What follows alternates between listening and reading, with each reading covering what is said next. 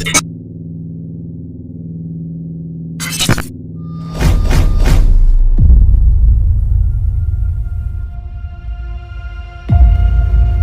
pada prinsipnya apa yang kalian tahu tentang ketuhanan?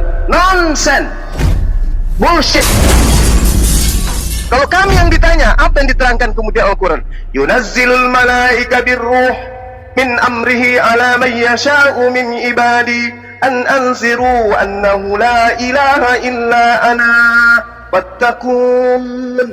Anda tanya, di mana disebutkan Roh Kudus itu adalah Jibril?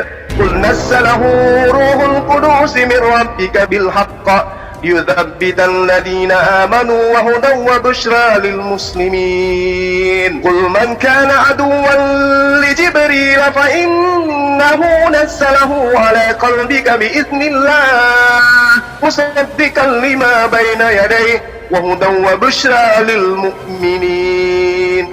Jelas. Berbicara Roh Kudus jelas, berbicara Jibril jelas, bercerita tentang penyampaian wahyu jelas. Apa yang Anda tanyakan di Al-Quran? Ada jawabannya. Sekarang giliran saya tanya Anda, ketika Anda mengatakan Islam tidak tahu Roh Kudus, saya balik tanya, tunjukkan kepada saya di kitab Anda yang menerangkan Roh Kudus itu adalah Tuhan. Apa yang Anda lakukan? Oh, saya nggak hafal. Roh Kudusnya lagi tidur gitu ya.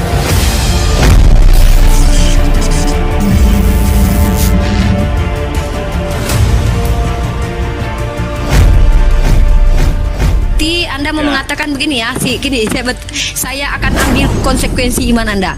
Allah mengizinkan segala sesuatu terjadi. Yes, karena Allah menaungi segala sesuatu. Tidak ada satupun yang luput terjadi atas pantauan Allah. Itu poin dari iman Islam ya. Karena Allah menaungi segala sesuatu.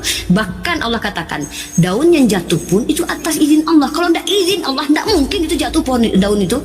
Itu ketika Anda mengatakan Tuhan membiarkan, ini kontradiksinya ajaran kalian yang mengatakan Tuhan kalian orang yang mengajarkan kasih. Justru dia membunuh dirinya sendiri untuk menyelamatkan kalian. Lalu tiba-tiba Anda bilang Tuhan membiarkan. Mana kasih Tuhan Anda itu ketika dia membiarkan orang berlaku jahat? Bahkan dia mampu menista dirinya, menghancurkan kehormatannya sebagai Tuhan untuk mewujudkan dirinya menjadi manusia, lalu dibunuh oleh orang-orang Romawi untuk mengampuni, menebus dosa itu. Setelah dia biarkan banyak sekali orang jahat di perjanjian lama, lalu dia membuat skenario baru. Kalau memang dia membiarkan dari awal, ya sudah biarkan saja. Ngapain ditebus? Bukankah dia yang membiarkan? Ini bedanya Tuhan kita, Pak. Maka dalam Islam itu dikenal Allah itu dengan asma wa sifatnya. Allah menetapkan sifatnya terhadap dirinya satu, dia maha besar, tidak mungkin mengecil. Kalau dia mengecil, maka dia membantahi pernyataan tentang dirinya bahwa dia maha besar.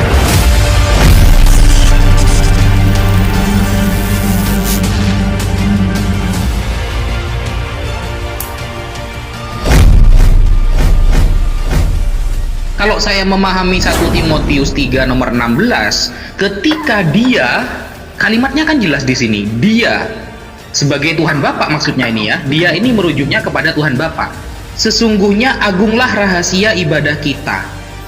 Dia yang telah menyatakan dirinya dalam rupa manusia. Berarti Tuhan Bapa inilah yang menjadikan dirinya sebagai manusia. Tidak ada istilah anak dalam ayat ini. Tidak ada istilah firman-Nya yang jadi manusia dalam ayat ini. Tapi dia, Sang Bapa, yang menyatakan dirinya menjadi manusia. Dan ternyata manusianya pernah mati.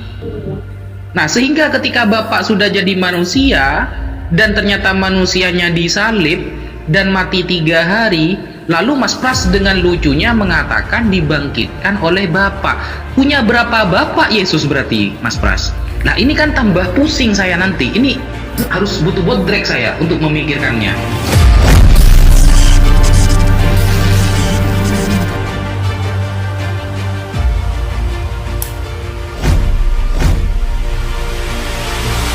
Satu ayat saja, karena Roh Kudus itu adalah, menurut kekristenan, itu adalah Tuhan sendiri.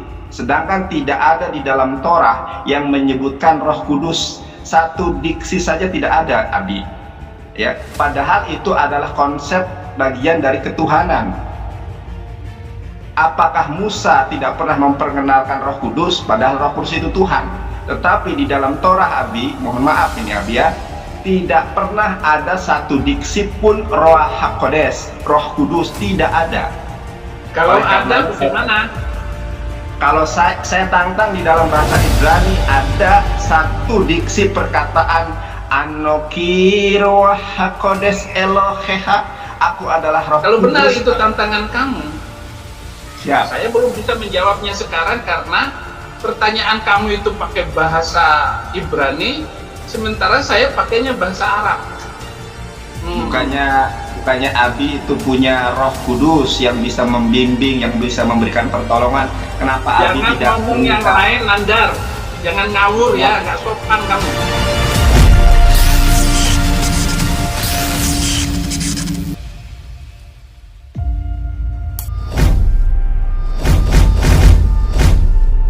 Ya, jadi saya cuma mau bilang gini ya, jangan pernah berani-berani kalian mengajari saya Al-Quran. Jangan berani-berani, ya.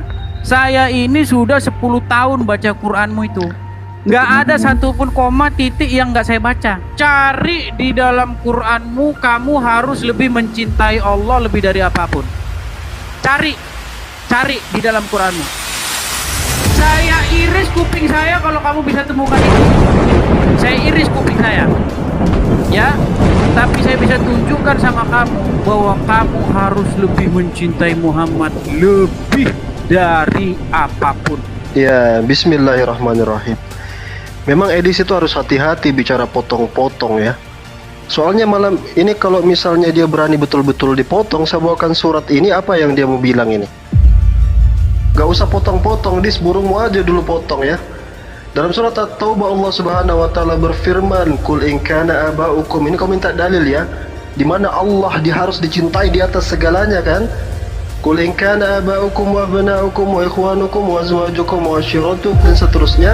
Langsung Allah katakan dalam Al-Qur'an, "Ahabba ilaikum minallahi wa rasulih." Kalau bapakmu, anak-anak, saudara-saudaramu, istri kamu, keluarga, serta harta kekayaan itu lebih kamu cintai dari Allah. Allah dulu, yang Allah di atas segalanya. Kemudian mengikuti situ wa ma'iyah, baru Rasulullah. Ini dalilnya ini surat At-Taubah ya. Apa mau kamu potong sekarang ini ya? Potong aja dulu burungmu itu ya.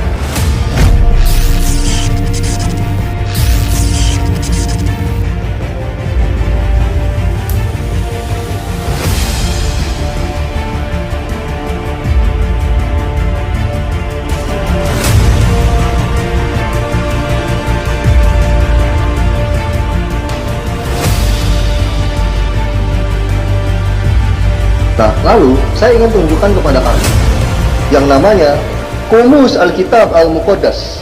Ini karya Profesor Dr. Pendeta Butrus Abdul Malik.